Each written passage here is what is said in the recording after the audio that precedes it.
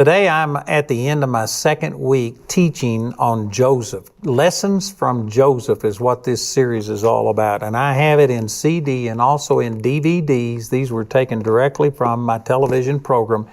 And then my staff has also put together a little free booklet. This is called the Introduction to Lessons from Joseph. It's just a brief summary. We also have this teaching on Joseph available on USB. And then we have a package deal where you can not only get the lessons from Joseph, but you can get lessons from David and lessons from Elijah. I've said so much already that there's no way I can go back through all of this. I'd like to mention that I'm using my living commentary. That's the reason I have my computer out here. This is a digital commentary that I've written, commentary on over 26,000 verses in the Bible. And I've just got so many things written here. I've got Hebrew words defined. I've got references, and you put your little cursor over the reference and it just automatically brings it up. You don't have to go to a different screen. It's just the best way I have of referencing and going through things. So I'm using that. You can get this living commentary. We've now got over 20,000 people who have gotten the living commentary. And I tell you, it's really a good deal. So we've been talking from Genesis chapter 41. This is after Joseph has already been sold into slavery. He's already been falsely accused by the master's wife. He's been put in prison. And now he's out of prison. He interpreted Pharaoh's 2 dreams to him. And Pharaoh, after he interpreted the dreams, he began to tell Pharaoh what to do. And I was emphasizing this on my program yesterday. This is only God that could put a person there was an Egyptian prejudice against Hebrews, and also he was coming out of prison. And here he is talking to the most powerful man on the planet, telling him what to do. Only God could put Joseph in a position like that. I'm telling you, if you will serve God, and if you will seek Him with your whole heart, God will make you look good. God will put you in places and give you authority and positions that in the natural you could have never obtained unto it. Now there's a huge difference between me and Joseph, I admit, but there are also similarities that I guarantee you, if I was God, I wouldn't have chosen me. I'm a college dropout. I'm a hick from Texas. There's just a lot of negatives in my life, and yet God has promoted me and given me influence and allowed me to share with other people. I could name dozens, probably hundreds of people if I sat down and thought about it, who are alive today that would have been dead if I hadn't shared with them and prayed with them and seen them heal. I can show you marriages that are changed. I can show you people's lives that are changed. And so there are some similarities in the sense that, man, here I came and God has blessed me and God has made me look good. I had somebody just recently saying, "How did you do all of this?" And I said, I don't really have a clue. I've often said it's like me being in a roller coaster and all I am is strapped in and holding on for dear life. I am not controlling what's happening. I'm just seeking God, and God has given me the opportunity to influence and touch up a lot of people's lives. God will make you look good if you'll seek Him. But the problem is most people tend to think that, God, I can handle it. You just get me introduced. You give me an opportunity and I can take it from here. That's the very reason that God hadn't used you yet. For a number of reasons. One of them is He loves you too much to give you an influence and put you in a position of leadership. I guarantee you, you just got a big old target painted on you. Satan is going to come against you, trying to destroy you. And if you don't have the character to be able to handle the promotion that God gives you, it would hurt you. And so one of the reasons God doesn't promote you is because He loves you too much. But then He also loves the people that would be underneath you, and He doesn't want you to become a bad example and discourage other people. So it just takes time for God to work, but if you will allow it, God will put you into position just like Joseph, where He promoted Joseph, and here's Joseph telling the most powerful man on the planet what he should do. I love that. Only God could do that. And in verse 38, Pharaoh said unto his servants, "Can we find such a one as this is, a man in whom the Spirit of God is?" And Pharaoh said unto Joseph, "Forasmuch as God has shown thee all this, there is none so discreet and wise as thou art. Thou shalt be over my house, and according to thy word shall all my people be ruled. Only in the throne will I be greater than thou. And Pharaoh said unto Joseph, See, I have set thee over all the land of Egypt.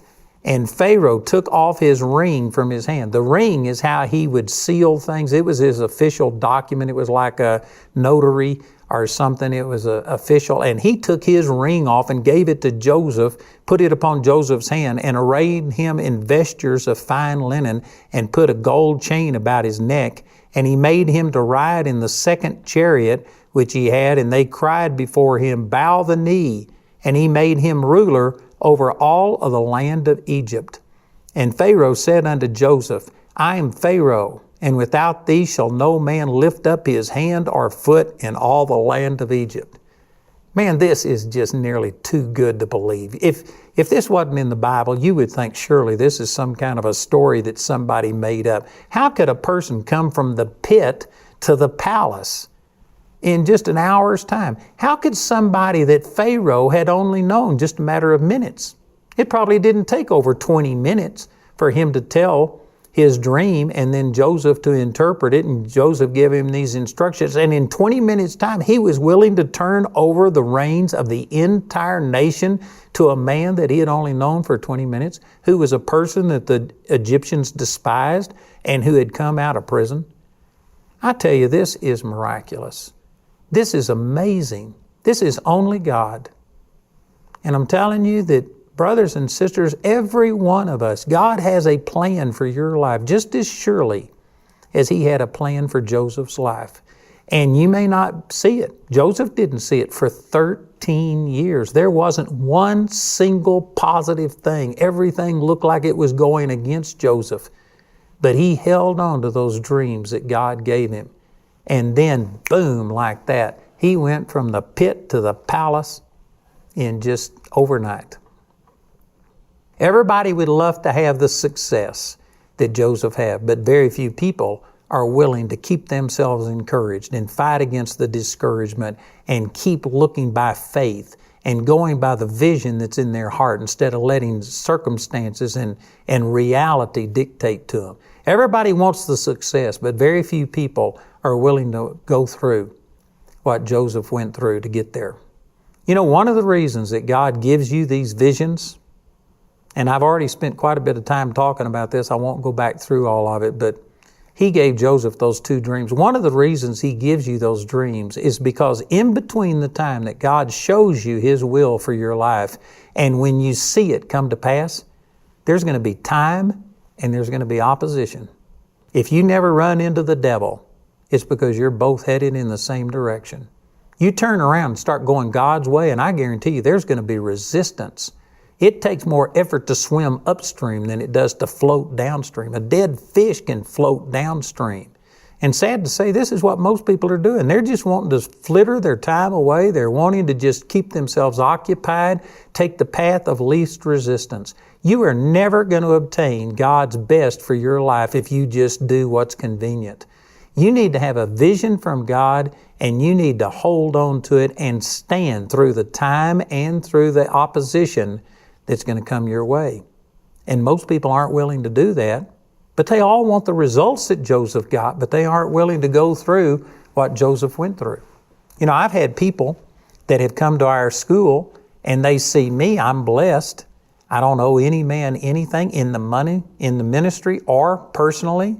My house is paid for. My cars are paid for. I don't owe any money on anything. And people see this and they think, well, God did that for Andrew. He'll do it for me. And that's absolutely true.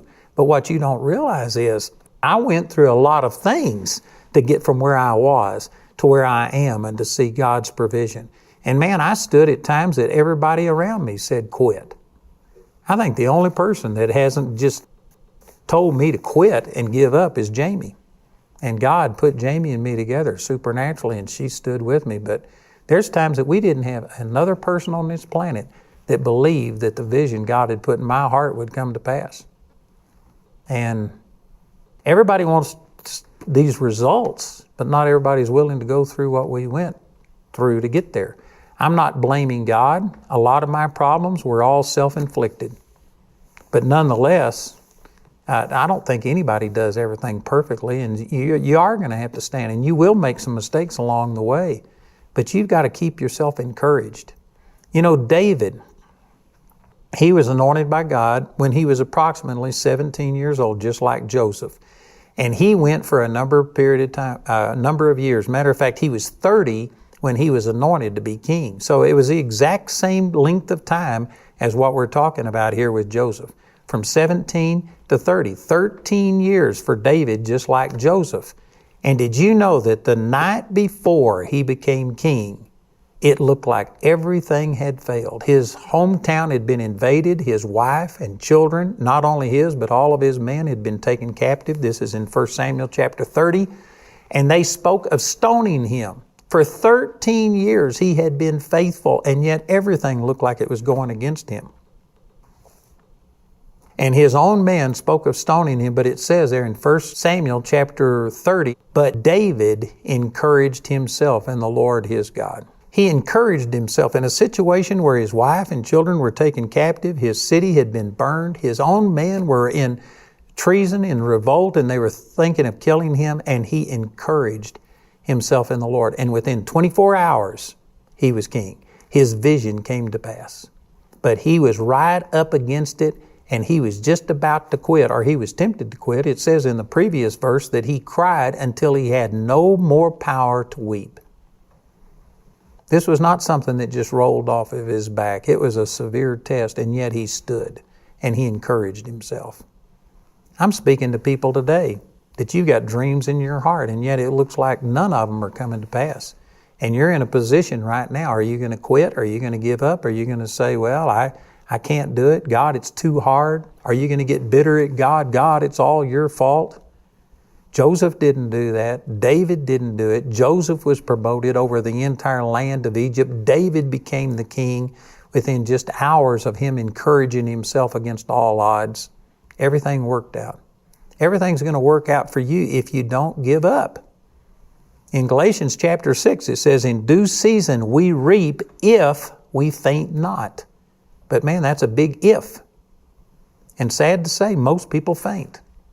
There's a scripture that says if you've run with the footmen and they've wearied you, what are you going to do when the horsemen come? Did you know what that saying is? If these small things have worn you out, and if you're going to give up over these small things, what are you going to do when something big really happens? And again, if God has destined for you to be in a position of influence and leadership, I guarantee you the moment you get there, you are going to be attacked. You're going to have people come out against you. They shoot for the officers, not for the enlisted people. And I can guarantee you got a big target drawn on you. And if you can't handle the situation you're in right now, you'll never be able to handle it when God promotes you and things work out.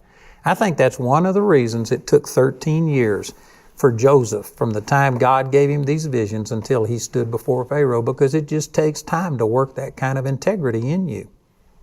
Man, that's really powerful. So in verse 44 again, he says, no man is going to lift up his hand or his foot in all of the land of Egypt without Joseph's approval. That's amazing. Coming from being in the prison to you rule over millions and millions of people. They can't do anything without your permission. That is phenomenal. In verse 45, it says, and Pharaoh called Joseph's name, and I'm not even going to try and pronounce that name. But anyway, it's a Egyptian name, and he gave him to wife, and I'm not going to try and pronounce her name. But this woman was the daughter of Potiphera, I think is the way you pronounce his name, priest of On, and Joseph went out over all the land of Egypt, and Joseph was 30 years old when he stood before Pharaoh, king of Egypt, and Joseph went out from the presence of Pharaoh and went throughout all the land of Egypt. Now compare this with Genesis chapter 37, I believe it was verse 2, where it says that Joseph was 17 years old when these dreams came. So this right here says he was 30 when he stood before Pharaoh. So that's 13 years since God gave him the vision. And for 13 years, not a single thing looked good. He was just taking one step down after another, going from being loved of his father, to rejected by his brothers, to sold into slavery, to being lied about and falsely accused of rape, put in prison, and then the guy that he helped get out of prison forgot him and for 2 years just totally ignored him. All of these things look like just a cascade of failures and nothing was working. I can guarantee you there's people watching this program that have had less happen to you than what happened to Joseph, and yet you have convinced yourself that the world is against you, nothing is working. Joseph had more reason to complain and to get bitter and into unforgiveness and to quit and get depressed than any of us have.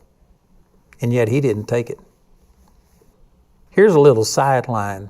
But did you know today there is more depression than there has ever been, as far as I understand? I've even read some things that they talk about how many people are now diagnosed with depression and take medication for depression, and it has skyrocketed. It's exponential, the increase.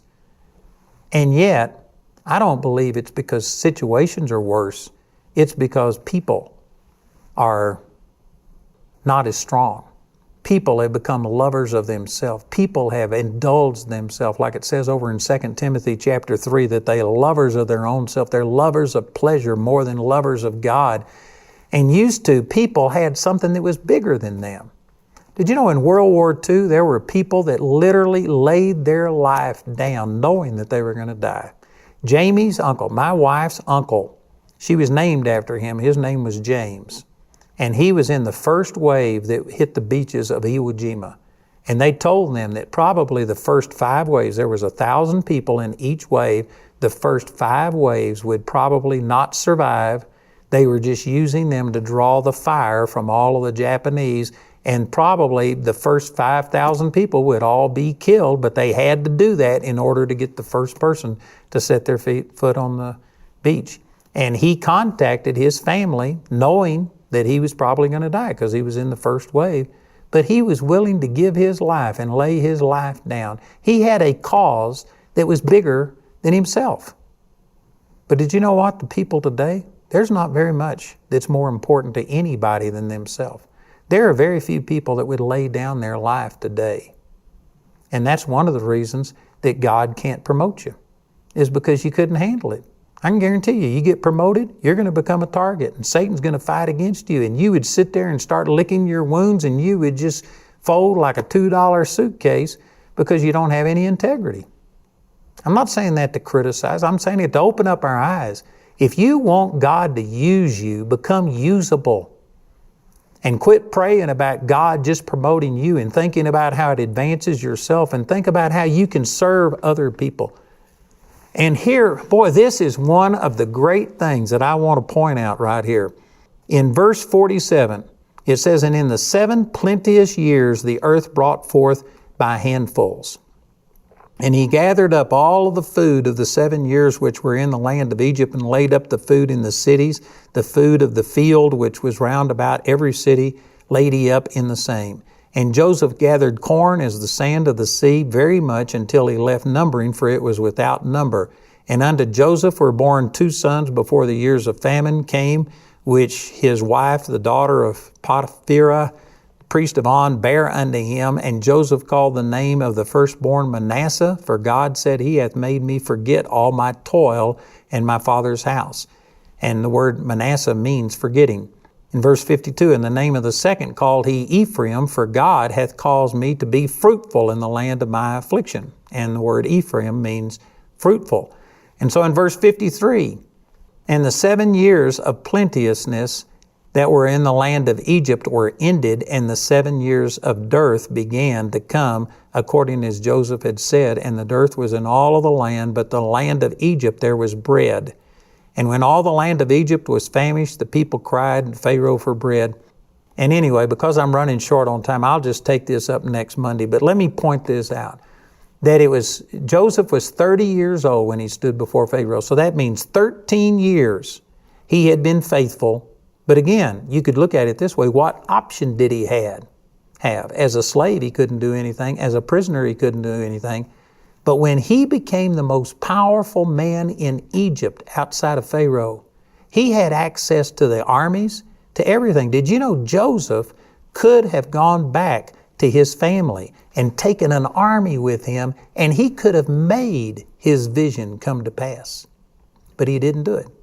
He went through 7 years of plenty and 2 years of the famine. When we continue next week, I'll show you these verses that verify all of that. So it was actually a total of 22 years Joseph went, and 7 or 9 of those years were after he could have made the vision come to pass on his own. He didn't do a thing to make it happen. To me, that is the greatest indication of the true heart and character of Joseph. It's one thing to not gripe and complain when there's nothing you can do. But Joseph, after he became the Lord over the whole land, he could have made those dreams come to pass. If he was just bitter, if he was wanting to get back at his brethren, if he was wanting to punish them, he could have done it. But for 9 years, he just did what God had anointed him to do, and he didn't do one thing to make that vision come to pass. And yet it says, we've already used this verse over in Psalms 105, verse 19, that until the word came, the word of the Lord tried him. The word was what dominated him and kept him going and kept him on path throughout this entire thing. And yet when he had the ability to bring it to pass in his own strength, he didn't do it. He was a God-dependent man. He was trusting God 100%. And that's the reason that he was promoted to this, is because he wasn't self-willed. Man, there's 1,000 scriptures on this, but Proverbs chapter 3, verse 5, trust in the Lord with all of your heart and lean not unto your own understanding. In all of your ways acknowledge him, and he shall direct your paths. There's just so many scriptures about how we need to let God be the one who defends us. Let God do it. And yet most people only turn to God to get over a crisis, and the moment it looks like the crisis is over, they will go back to doing things their own way, the way that got them into the crisis in the first place. I tell you, I pray that you're paying attention. I know that this is ministering to millions of people right now, and this is the very